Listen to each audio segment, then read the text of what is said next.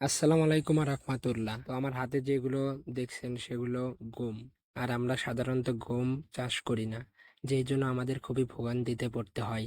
আমাদের বাড়ির পাশে একজন গম চাষ করছিল, তার থেকেই আমরা গম কিনে নিয়েছি, কারণ এগুলো দিয়ে আমরা গরুর খাদ্য বানাবো। আর আমরা এগুলো কিভাবে গরুর খাদ্য বানাবো সেগুলো আপনাদের এই ভিডিওতে দেখাবো ইনশাল্লাহ। ভিডিওর শেষ পর্যন্ত দেখবেন। তো আমরা এই জায়গায় থেকে সাইকেলে গম নিয়ে যাচ্ছি, কারণ আমাদের এখানকার রাস্তা খুবই খারাপ। আমরা গ্রামে বাস করি, আমাদের এখানকার রাস্তার এখান দিয়ে গাড়ি আসেই না বললেই চলে, কারণ আপনারা তো রাস্তা দেখতে পারছেন যে রাস্তার অবস্থা খুবই খারাপ। এখান দিয়ে আমরা যে গাড়িতে চলাফেরা করি সেটা হচ্ছে মিশু গাড়ি। সেটা যে আসা যে কতটা কষ্টকর যারা আসে তারাই বোঝে। একজনের বাড়ির উপর দিয়ে আমরা যাচ্ছি, তারা রোদে কাঁথা শুকাতে দিছে।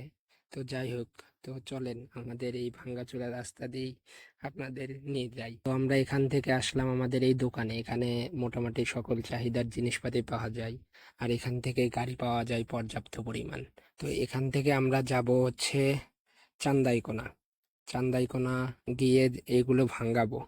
ভেঙে তার আগে যাব চান্দাইকোনা। যাওয়ার আগে আমরা যাব চান্দাইকোনা সেই খাদ্যর দোকানে, যেখানে আপনার সকল খাদ্যই পাওয়া যায়। এখানে যেগুলো ভাঙাবো, তো আমরা কি কি ভাঙালাম: গম, প্যারা, ভুট্টা, কালাই, আরো অনেকগুলো মিশ্রণ এক জায়গায় কিনে তারপরে আপনার মেলের দিকে গেলাম। মেলটা হচ্ছে বগুড়া বাজার বাস স্ট্যান্ডের কাছে।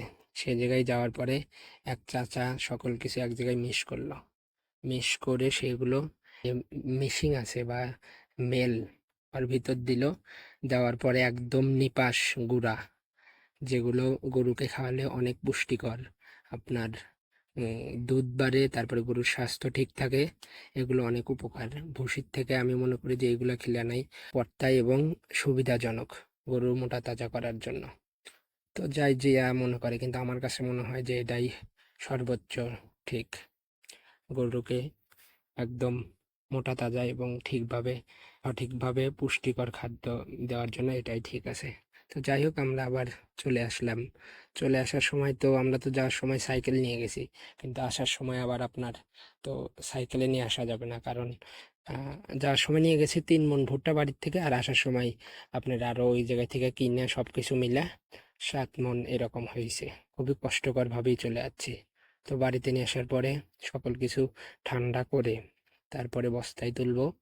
তো আমাদের জন্য সকলে দোয়া করবেন। আসসালামু আলাইকুম রহমতুল্লাহ।